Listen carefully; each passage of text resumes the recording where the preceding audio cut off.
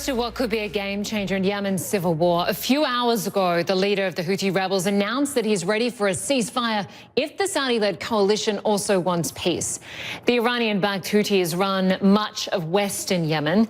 You can have a look at the map we were going to pull up now. You can see there in red, that's the area the rebels control. It includes the key port city of Hodeidah, which the coalition has been trying to capture.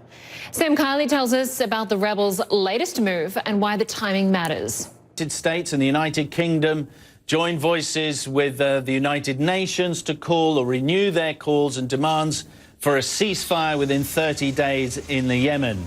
There has been a dialing down in the violence, and just in the last few hours, there has been a statement published by the leader of the Iranian-backed Houthi rebels who are clinging on to the port city of Hodeidah and control some 25 to 30% of the country more generally. That statement said, in part, that they are prepared, this is the Houthi rebels, to end their drone attacks and their use of long-range missiles as a sign of goodwill.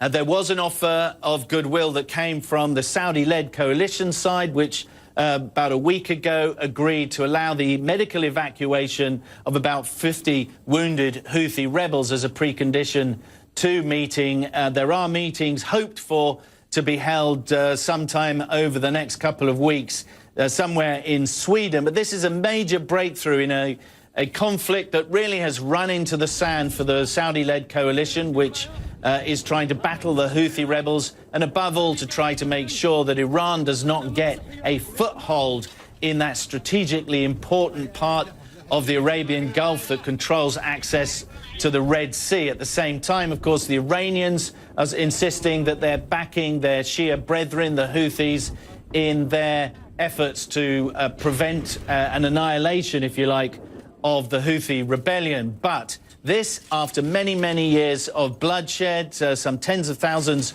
of people injured, thousands wounded, and 400,000 children, according to the United Nations Children's Fund, on the verge of starvation, offers a slim glimmer of help, just of hope, just as the United Kingdom was expected to sponsor a demand at the UN Security Council, a demand for a resolution calling for a ceasefire and putting pressure particularly on the Saudis for that. And that would come on the eve of the publication expected from the United States on what the United States government believes happened to Jamal Khashoggi, the Washington Post correspondent who was murdered inside the consulate of the Saudi kingdom in Istanbul. Those two issues have been tightly connected now for many weeks, because it is seen really that the murder of Jamal Khashoggi, which is now accepted as a premeditated killing by the Saudis, was effectively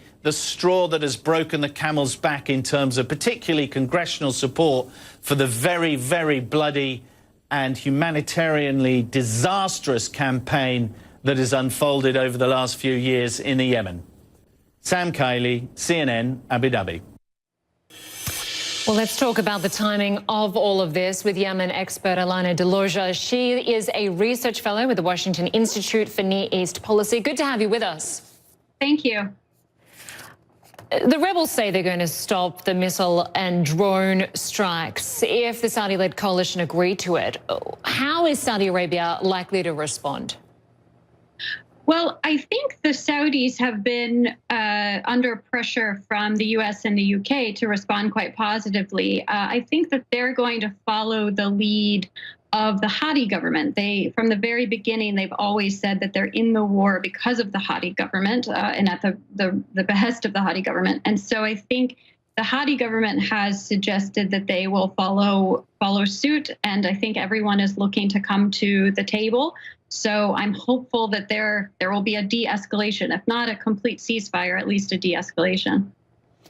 It's interesting to note that on October 30th, the U.S. government's public position appeared to shift. We heard from both the Secretary of State, Mike Pompeo, and also the Defense Secretary, James Mattis, separately, but pretty much saying the same thing, that they called for the parties to cease hostility and for peace talks to begin in November. Those comments, of course, in the wake of the killing of the Washington Post journalist Jamal Khashoggi.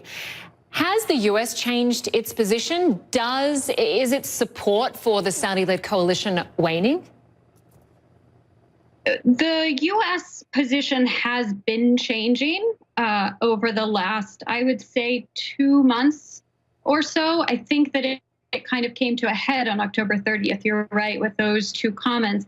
But there were private discussions going on in the background prior to those public comments, where the U.S. and the U.K. were really pressuring the coalition to try to find an end to this war, in part because the U.S. administration is receiving pressure from Congress, and with the U.S. elections, at that time coming up, I think there was a sense of sort of time is running out, and so those private discussions had been happening before, but then it sort of came to a head on October 30th, in part because the UN special envoy has been looking to get talks together before the end of the year. And so it paired up quite nicely with his timeline as well.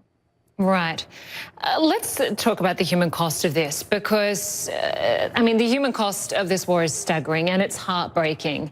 UNICEF say that about 80% of the population rely on humanitarian assistance daily, and we know that at least 10,000 people have died, but that's according to the United Nations, and that figure hasn't really been updated in quite a long time.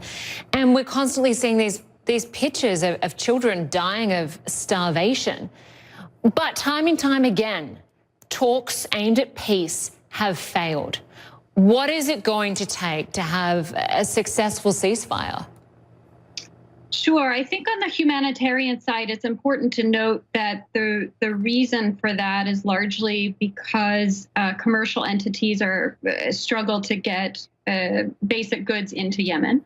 The humanitarian folks are doing an awesome job. They just can't do everything. And in addition, the currency has devalued recently, which has created a much worse situation. So you're absolutely right that the situation in Yemen is pretty terrible. The UN is suggesting that there will be a famine by the end of the year that might be the worst famine in 100 years. So it's quite serious. In terms of what it will take, I think that the UN Special Envoy has made incredible progress over the last couple of months in terms of getting, there's prisoner releases that are apparently lined up. He's done quite a bit to push for currency support. He's apparently sorted out the logistical problems that are the reasons the Houthis gave for not attending the talks last time. And so there's a series of things that have already happened prior to these talks, which really give, I think, a sense of hope that these talks might be the best talks since the Kuwait talks in 2016. Well, we can only hope so. Alana Deloja, really good to get your perspective. Thanks so much for your time tonight.